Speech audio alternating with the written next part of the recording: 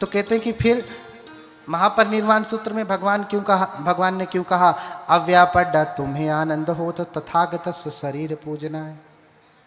आनंद तुम भिक्षु गण क्या करना, तथागत के शरीर पूजा से दूर रहना। ध्यान से समझना वाक्य और अर्थ। अव्यापड्डा तुम्हें आनंद होत तथागत शरीर पूजना है। आनंद तुम तथागत के शरीर की पूजा से दूर रहना, बेपरवाह रहना। ये जो उपासक वर्ग हैं ये लोग आएंगे, पूजा करेंगे और पुण्य प्राप्त करेंगे। बुद्ध पूजा भिक्षुओं के लिए नहीं, बुद्ध पूजा भिक्षुओं के लिए नहीं। तो भगवान ने ऐसा क्यों कहा कि पूजा नहीं करना? हाँ, तो भंते समझाते हैं, राजन समझिए। हम महामंगल सूत्र पढ़ते हैं ना, उसमें पहला ही श्लोक क्या है? आसेवना च बालानं पंडितानं च सेवना। अच्छा, पंडित शब्द को लेकर के बड़ा उटपटांग लोग कर रहे हैं, शब्द भी समझ लीजिए आगे, है ना। पंडित हाँ ना, मैंने नहीं कहा लिखने के लिए, मैंने बहुत मना किया है इस बात को लिखने के लिए। हमारे कार्मिक बनते हैं, लिखवाते हैं, हमारे छोटे बनते ज़बरदस्ती करके मोहर लगाते हैं, कहते हैं आपसे क्या लेने देना। आपको तो लोग गाली भी देते हैं तो आप उनको कुछ नहीं कहते, तो महापंडित कहने पे आप क्यों गुस्सा हो रहे हैं? हमें तो लोग गाली भी देते हैं तो हम क्या उनसे कहने जाते हैं तुमने मुझे गाली क्यों दिया?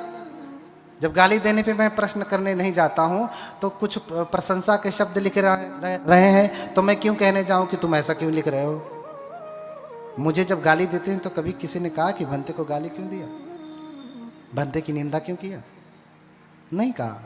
लेकिन भंते को प्रशंसा के मैंने कहा तुम लिख देते महामूर्ख भंते प्रियदर्शी, तो लोगों को अच्छा लगता। तो सम्मानपूर्वक शब्द क्यों लिख दिए? अर्थ से समझिए, महामंगल सूत्र है, हर बार पूजा में पढ़े जाते हैं। भगवान बुद्ध के सबसे प्रमाणिक सूत्रों में से एक सूत्र है। बुद्ध कह रहे हैं कि असेवना च बालानं पंडितानं च सेवना। तो एक में खंडन है, दूसरे में मंडन है। एक में क्या नहीं करना है, दूसरे में क्या करना है, ऐसा है ये सूत्र। और ये कैसे समझ पाएंगे? जब आप इसकी अट्ठकथा पढ़ेंगे तब समझ में आएगा। अट्ठकथा सौभाग्य से कहें या दुर्भाग्य से कहें अभी तक अनुवादित ही नहीं, इसलिए पाली पढ़ो आप। मैं पाली पढ़ करके आपको हिंदी में बता रहा हूँ, जितना बहुत कुछ बता रहा हूँ पाली में है, हिंदी में नहीं है बहुत कुछ। तो असेवना च बालानाम, इसमें खंडन कर रहे हैं कि क्या नहीं करना है। बालानाम माने मूर्खों के, बाल अर्थात बालक होता है, यानी बाल बुद्धि, मूर्ख। बाल का अर्थ होता है मूर्ख। मूर्खों की संगति नहीं करना, है ना। जिसके पास बालक बुद्धि है उसकी संगति मत करना, मूर्ख की संगति मत करना। तो क्या करना? पंडितानं च सेवना। अच्छा, मूर्ख का विलोम क्या होगा? क्या होगा? क्या होगा? ज्ञानी ना। तो कह रहे हैं भगवान, अगर ठीक से समझेंगे, कॉमन सेंस भी लगाएंगे तो डिक्शनरी तक भी जाने की जरूरत नहीं है आपको, उसकी अट्ठकथा टीका पढ़ने की भी जरूरत नहीं। कह रहे हैं कि मूर्खों की संगति न करना, तो किसकी संगति करना? ज्ञानियों की संगत करना। पंडित माने ज्ञानी होता, महाज्ञानी कह दिया, इन्होंने महापंडित लिख दिया, महामूर्ख लिखना चाहिए था। हमने नहीं लिखवाया है, इसलिए इन लोगों को कहिए जो कहना हो। महापंडित क्यों लिखते हैं? कुछ और लिख दें। हाँ, महापंडित का अर्थ जो पंडित का अर्थ होता है ज्ञानी, ठीक है।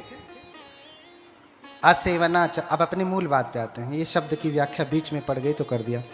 असेवना च बालानं पंडितानं च सेवना। और फिर तीसरे में क्या कहा? पूजा च पूजनीयानम। क्या कहा? पूजा च पूजनीयानम एतम मंगलमुत्तमम। क्या कहा? जो पूजने योग्य, पूजा च पूजनीयानम, पूजा और पूजा च पूजनीयानम का अर्थ हुआ जो पूजने योग्य हैं उनकी पूजा करना। पूजनीयों की पूजा शब्द से अर्थ होगा पूजनीयों की पूजा। पूजनीयानम जेनेटिव प्लूरल केस में है, छठवीं बहुवचन में है। पूजनीयानम, पूजस्स पूजनीयानम। क्या करना? जो पूजने योग्य है उसकी पूजा करना। अब बताइए, इस धरती पे आप बहुत सारे भगवान जानते हैं, जो कुछ भी जानते हैं, बुद्ध जानते हैं, भीम जानते हैं, और भी अन्य अन्य भगवान जानते हैं। मैं नाम किसी का नहीं लूंगा। आप अपने हृदय से वैज्ञानिक वर्ग बताएं कि सबसे अधिक पूजनीय कौन है, बुद्ध हैं कि कोई और है? हाँ, कौन है बताइए, कौन है? बुद्ध ही है ना। पूजा च पूजनीयानम एतम मंगलमुत्तमम, जो पूजने योग्य है उसकी पूजा करना ये उत्तम मंगल है, कहा भगवान ने। मूर्ख की संगति नहीं करना, ज्ञानी की संगति करना, और जो पूजने योग्य है उसकी पूजा करना, एतम मंगलमुत्तमम। जानते हैं कम्म विभंग सूत्र में, मध्यम निकाय का सूत्र है, कम्म विभंग सूत्र में भगवान बताते हैं, एक मांडवक भगवान के पास आता है और भगवान से कहता कि भगवान, मैं देखता हूं कि कोई अमीर है, कोई गरीब है, कोई छोटा है, कोई बड़ा है,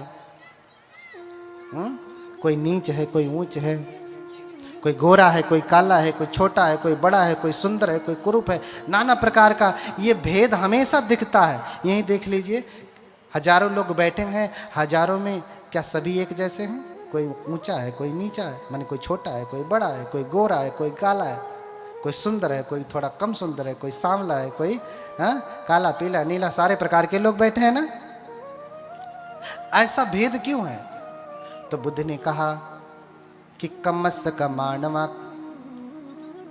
कम्मस्य का मानवा सत्ता कम में सत्य विभजती यदि दंहीन पणितया।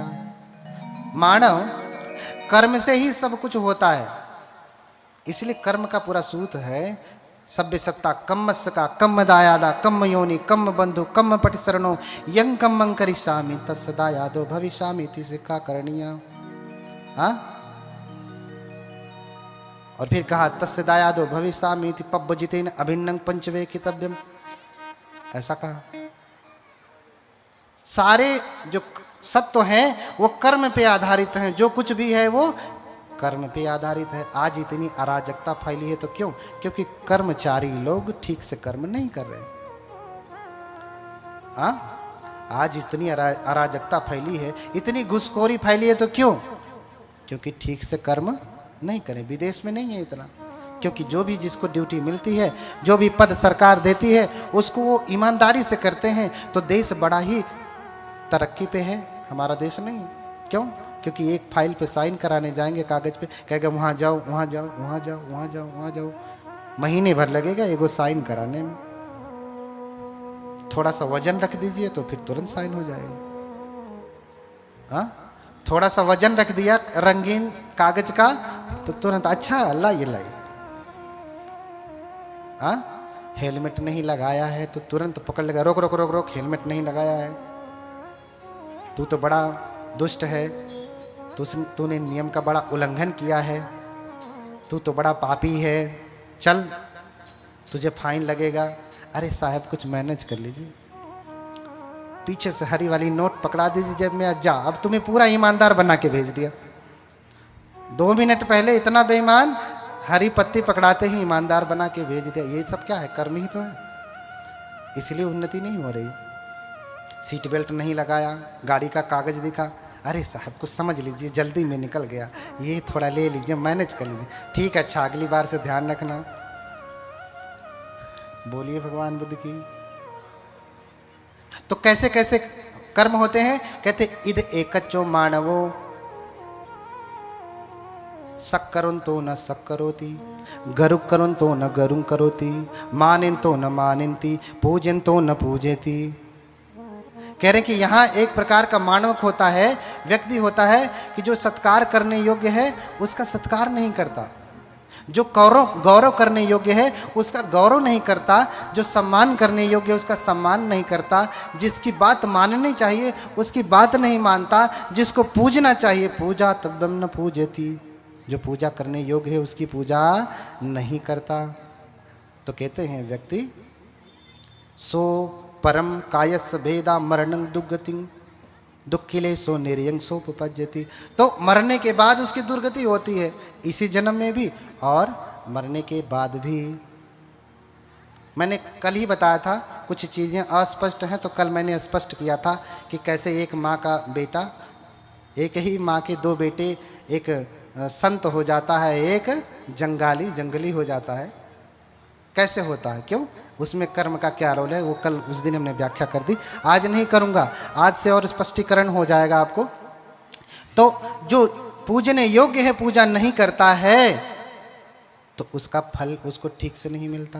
हमारे अपने जो गरीब लोग हैं, जिसकी सच में पूजा करनी चाहिए उसकी पूजा नहीं करते। जब तक ये लोग बुद्ध पुरुषों की पूजा करते रहे तब तक ये संपन्न रहे। क्या रहे?